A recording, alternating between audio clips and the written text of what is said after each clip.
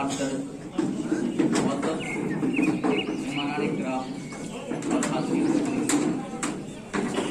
खुशी है कि कई प्रोग्राम का इनेकाद सरकारी सतह से किया गया है और कुछ जैसे अन्ना तालिब इल्म को भी कुछ बातें करने का मौका मिला। मेरा मौजू है अवामी सतह पर लोगों के दरपेश मसाइल और उनके हल।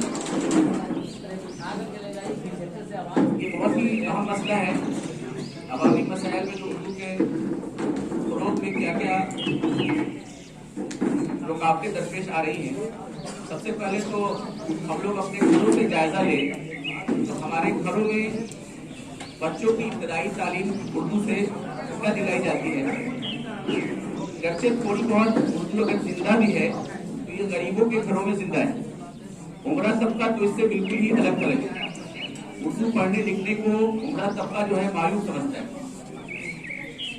इसका नतीजा है हम लोग उर्दू से बिल्कुल ही अलग थलग हो चुके हैं। इसलिए मेरी गुजारिश होगी कि इब्तदाई तालीम अपने बच्चों को कम से कम उर्दू में दिलवाई जाए।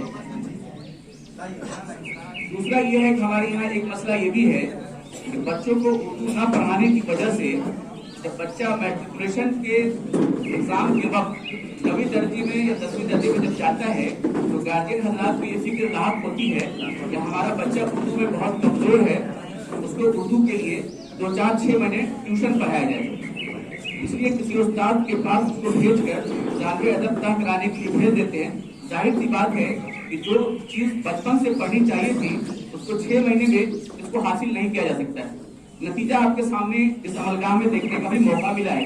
इसके लिए वो बच्चे बिल्कुल भी नहीं, गार्जियन हजरात उसके जिम्मेदार हैं।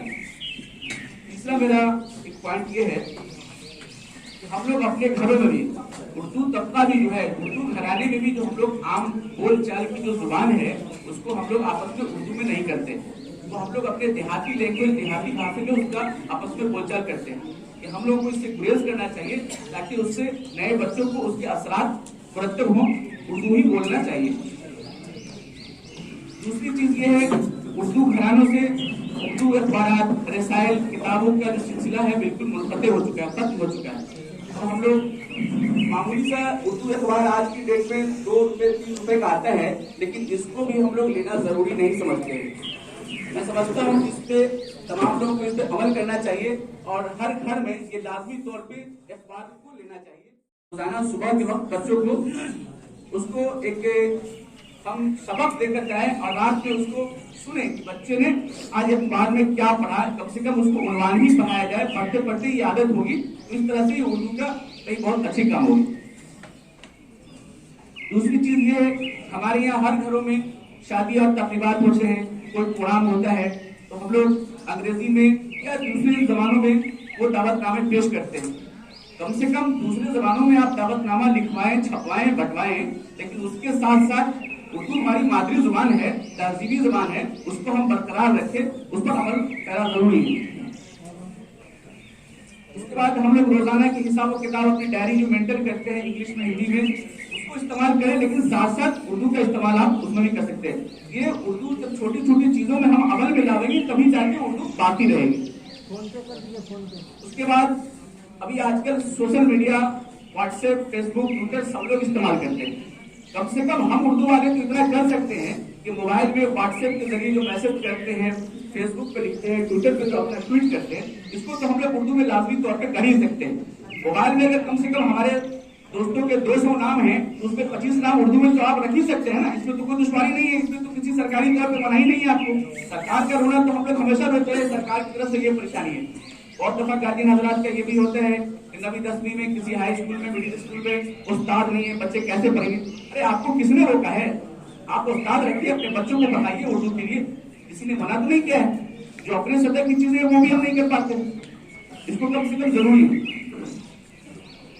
दूसरी चीज ये है कि ये बिल्कुल हर आदमी कम से कम इस दस्तगाह से, इस अमलगाह से तो ये इरादा कर ले कि हर आदमी कहीं भी दस्तखत अपने उर्दू में करे। मुझे उम्मीद है कि इस पर तो सब लोग अमल कर सकते हैं। उर्दू में दस्तखत करने का एक सिलसिला शुरू करें, इंशाअल्लाह इसके जरिए बहुत फायदा होगा। दूसरी है कि सरकारी सतह पर ये उर्दू हमारी दूसरी जुबान है।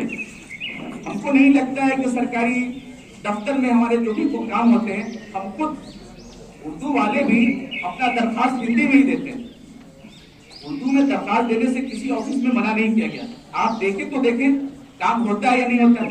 ये कमी हमारी है कि हम उसको नहीं करते हैं, ये होना चाहिए। दूसरी ये कि बच्चों में उर्दू की बेदारी लाने के लिए एक मोहल्लावार एक कमेटी बनाई जाए, चंद लोगों की कमेटी हो जो लाजमन इस बात को तय करे कि हर घर में उर्दू का रिवाज कायम हो, उर्दू पढ़ने लिखने का रिवाज कायम हो। उसके लिए हर घर में लाजमी तौर पर इकबाल का इंतजाम करवाया जाए। नहीं अगर बहुत सारे